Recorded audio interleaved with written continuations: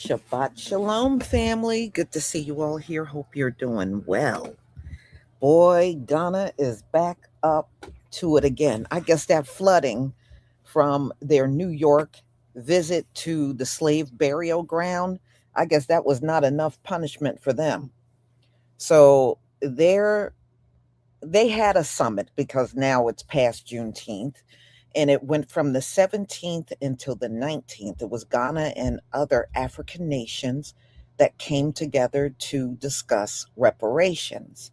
Now, they want reparations from America, but you notice they don't invite anybody to these talks from America, from our community.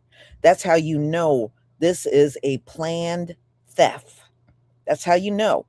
If it's about reparations, slave reparations, why would you leave out the people that were directly involved in that slavery, the descendants? And you're meeting with all these African nations, many of them which participated in selling people, and they're still selling people. Slavery is still going on over there in Africa. They're still selling people. So you're going to hear parts of, things they said and people's opinion. But I just find this so ironic that they're still pushing forward for reparations. And Ghana was the biggest culprit in selling people. It's really disgusting. And like I said, and then they planned a trip just for show to New York to pray over the burial ground. I said, their pray is a curse. We don't need their prayers over any of our forefathers and foremothers that were slaves in this country. We don't need no prayers over their grave sites from somebody from Ghana. If anything, y'all owe us. You owe us money. The African nations do. Yeah, I remember the AU, Isaac, trying to make us the sixth regent. And I was like, oh, it's funny. We're the sixth regent, but we have no say in anything. See, there go your problem right there, Africa. You want to usurp the money and make sure you keep us clear out of everything. That ain't going to work. That ain't going to go down, and you're going to get a lot of pushback. And, number two, we really don't have anything to worry about. Donald Trump made it clear. Africa is not owed any reparations. That's what Donald Trump said.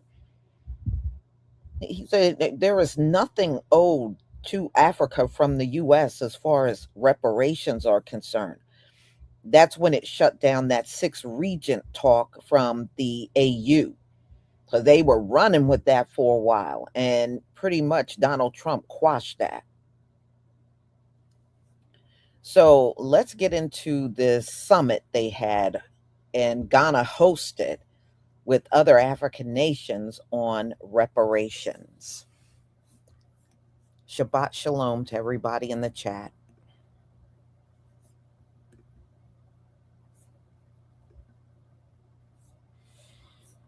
Please give me a 1 if you can see my screen.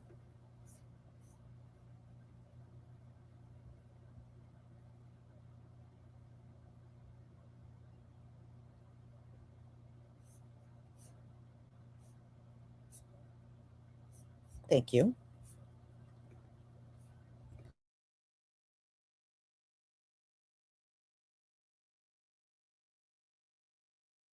On June 19th, 2026, in Ghana, John Mahama wants to have a reparations conversation. He has invited the president of Namibia and the president of Senegal to speak on reparations in Ghana. He said because former white slave owners were paid for the loss of enslaved people, and because cargo ships were insured, that Ghana, which was prolific, the most prolific country on the African continent in selling slaves, selling Africans into worldwide slavery, that they deserve reparations. He wants reparations for development and education in Ghana. John Mahama is the second vice chair of the African Union. And he thinks that a profoundly prolific country that sold human beings into slavery deserves money because everyone else got money. Here's a clip of what he said. That carried the slaves were insured by reputable insurance companies that are some of the richest in the world today and profited from the slave trade. Reparations were paid to slave owners for letting the slaves go. When they abolished slave trade and said the slaves could go, they compensated the person who has enslaved somebody for loss of property. As recently as 2015, compensation was paid to people for losing their slaves. And you come and tell me that we recognize this as a grievous crime, and you say, oh, but Africans were involved. A ship captain threw 134 slaves overboard to go and claim insurance. There was insurance that compensated for the loss of cargo. And in the speech he gave at the United Nations, he said, oh, they changed their names to John, pointed at himself and cracked up laughing. Toby, which is a fictitious name from a stolen movie called Roots. Then he said Jemima, that they named people Jemima. Do you know the real story of Aunt Jemima syrup and pancake mix? There was no such thing. It was a racist trope created to mock an actual human being that existed. Here's a story here to tell you about the woman who was actually Aunt Jemima, and it wasn't a real person. Back in 1890, a real woman named Nancy Green was hired to be the face of Aunt Jemima. She was a real person that was born in Kentucky and was formerly enslaved. So during his speech, he literally repeated a racist trope created to push a brand of a cooking, dark-skinned, formerly enslaved Black American. This is absolute bullshit. Fuck Ghana. Commence on 17th June with a meeting of senior officials and technical experts at the Ministry of Foreign Affairs, building on extensive virtual consultations already undertaken across regions. This session will focus on shaping a comprehensive global post-adoption framework in an outcome document that reflects the aspirations and priorities of affected communities worldwide. Commence on 17th June with a meeting of senior officials and technical experts at the Ministry of Foreign Affairs, building on extensive virtual consultations already undertaken across regions. This session will focus on shaping a comprehensive global post-adoption framework in an outcome document that reflects the aspirations and priorities of affected communities worldwide. Ghana's back at it again. They're begging for reparations for slavery. Now they're going on a 3-day begging spree from June 17th to June 19th, begging for reparations for slavery. These are the same people that begged back in the day. They begged the British not to abolish slavery. They were like, yeah, we got some more slaves for sale. Don't abolish slavery. What are you talking about? We can still run it up. Them, Nigeria, and Benin, they all begged the British not to abolish slavery. Now, Nigeria, they even honor their slave sellers. Yeah, Ephraim Rory, they got a movie called The Unicorn, just honoring her. Like, oh my gosh, she was such a great entrepreneur of slavery. She's infamously known to telling a Portuguese that wanted to buy slaves from her for a discount. She was like, you know what? I'd rather drown these slaves before I sell them to you for a discount. And these are the people begging for reparations for slavery, right? The hypocrisy, the ick. Right? Y'all should be begging Benin, because Benin is known for voodoo, especially Nigerians, to cast some type of voodoo spell to help you with your 12 million toilet shortages. Right? Maybe they could cast a spell and toilets could appear magically. And Ghana, check in with Benin to cast a spell, voodoo spell for your waste management, because every time that floods in a landfill waiting to happen every so often, a seasonal landfill. But yeah, for y'all to get reparations and for the African Union to back this. This sounds like some type of fraud and scam. Y'all are just as responsible for the slave trade as the slave buyers. Do you love me? Do you love me? Do you love me? This is a lineup of the people speaking on reparations right now in Ghana, and they will finish up speaking on June 19th, 2026. Oh, these are the Congress, elected officials of Congress in Ghana right now. And they're accompanied by Ilhan Omar. The president of France will be speaking on reparations in Ghana. The head of the Algerian parliament will be speaking on reparations. Algeria, the country that shot down the drone that belonged to Mali last year and refused to give it back to them. Algeria, the same country that is fighting with Morocco over Swahili Arab Democratic Republic, the 55th country in the African Union. Algeria and Morocco don't get along because of Western Sahara, Sadr, or Swahili Arab Democratic Republic, the 55th country in the African Union. But these are all the people right here that are speaking on reparations in Ghana. The president of Liberia, which was never colonized. These are all the speakers of reparation and U.S. Congress people in Ghana right now speaking about reparations in Ghana. Oh, for the first time ever, Samuel Ablakwa has mentioned artifacts, and I found it funny that the first comment you can see is, what artifacts are you talking about? But this is Ghana right here, begging for reparations for selling Africans into slavery for 150 years, and their president, John Trump Mahama, trading Africans with Trump in 2025 so that Ghanaians could get their visas back from 90-day single entry to 4 and 5 years. These are the people that want reparations for African sellers. Where dozens of Black Americans have been murdered and defrauded in Ghana, these are the people now begging for reparations. But what do they all have in common? Just look at some of the photos, and if you follow the news on the African continent, ask yourself, what do all these people have in common?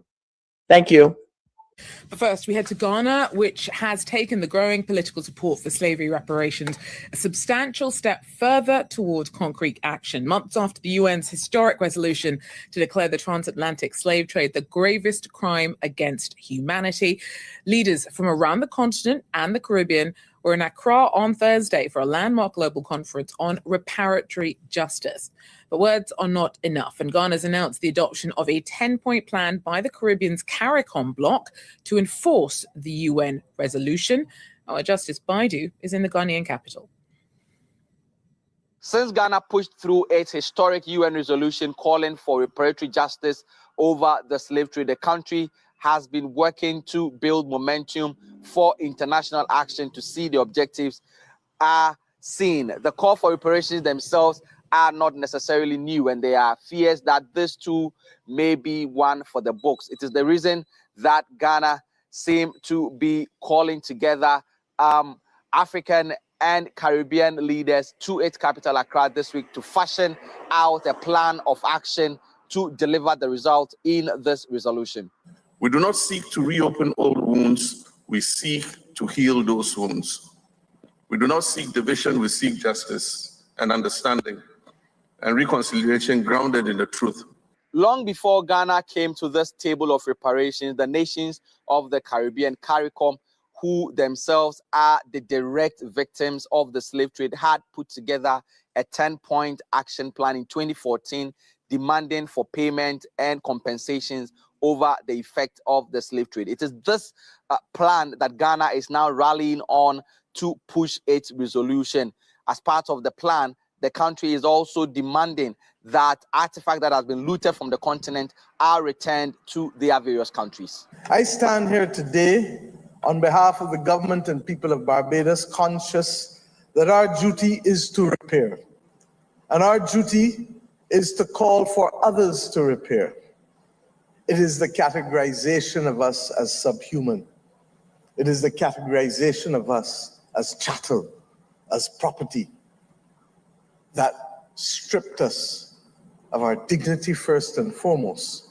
The resolution since its adoption has seen several significant milestones, including the head of the Catholic Church, Pope Leo, apologizing for the role of the church in the slave trade.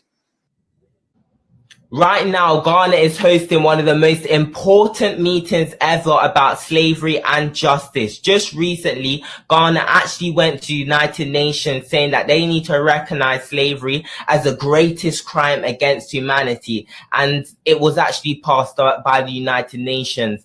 And now Ghana, in their own home soil, is having a meeting with over 80 countries across the world, legal experts, legal delegates, and also advisors about the impact of the transatlantic slavery and reparations.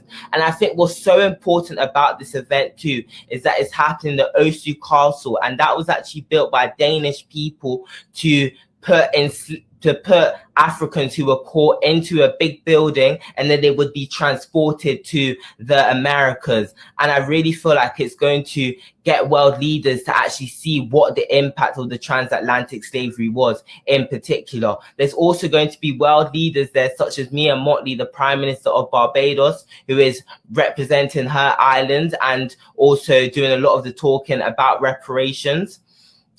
But I just feel like this could actually work and it could actually make a difference. But sometimes when it comes to our leaders and advisors and all these other people, it tends to be a lot of talking, but not a lot of action. But I want to hear all your thoughts in the comment section down below.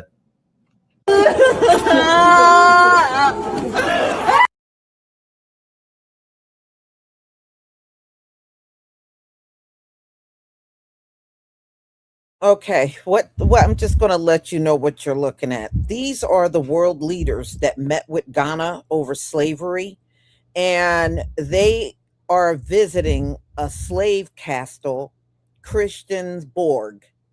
I don't know why y'all call these castles. And you got actors on the outside on the ground chained up and crying. It looks like a mocking to me. But that's what you're looking at. So I'm going to go ahead and continue to play it.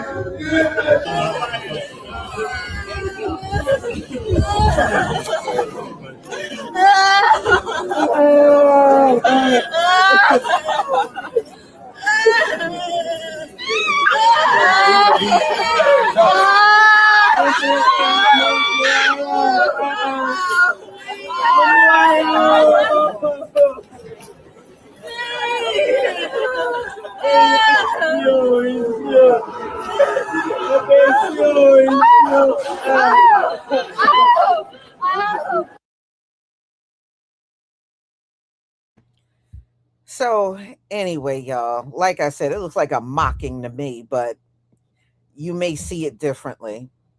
So anyway, y'all, this is what happened. And you notice they planned this summit around Juneteenth as if Ghana got some connection to Juneteenth, because y'all don't. But you carefully planned this thing to make sure it was around Juneteenth. And y'all, that just goes to show you the most important and most significant slavery that took place is ours. And they show us all the time. Just like Ghana came to New York to visit the burial grounds. Why didn't you go to some place in Ghana to pray? No, you flew all the way to Ghana to here to pray over a slave burial ground. Like I said, at the end of the day, the most significant of all the slaveries that took place on this earth was ours. I'm just telling you how I see it. I'm just telling you how I see it. If that was not true, then they would not have planned this summit around Juneteenth. And if this was really seriously about slavery and reparations, why would you leave the people out from America to come and speak? You left us out altogether. It's just like that AU crap in the 6th region. We're the 6th region, but we have no say. Nah, y'all, Africa, this is exactly what you're not going to do. You're not going to take our reparations and we don't have no say about it. But technically, we don't have nothing to worry about. Donald Trump already told these folks they are not entitled. Nobody from Africa is entitled to slave reparations from America. And Donald Trump made that very clear. He made it very clear. And that was around the time when they were kicking up all that mess with the AU. And also he repeated it again when they went to the UN to give their speech. So y'all, I'm going to go ahead and conclude. And Charjay, thank you so much for the super chat. Ghana was founded in 1957. Yes, it was. Most of those countries were not even a nation until like the late 50s and early 60s. That's when they officially became nations. That's why it's funny when they come over here and say, we don't know where we're from. And we've been here for centuries. They only been a nation for less time than we've been over here. If anything, we got a more bigger and vast history than they do. So y'all, I'm going to conclude. We have our Bible study at 1:45, and I got another live after that, but I believe it's at 5:45. I had scheduled it for. And the Carmelo Anthony surveillance video has come out on social media, and I have the whole thing in its entirety. I didn't get it off of somebody, because people got it in their video. I didn't get it that way. I found the footage, the whole thing from start to finish. Plus I got, people talking about it on TikTok. So when we get to 5:45, I'm going to show you the whole thing. You're going to see Carmelo walk up and sit down under the tent. You're going to see him get approached. You're going to see everything from start to finish. So the footage itself is about a little over 15 minutes long. And then I have the additional videos from TikTok. So I will see you then, ladies and gentlemen. See you at 1:45. Shalom, family. Shabbat shalom, family.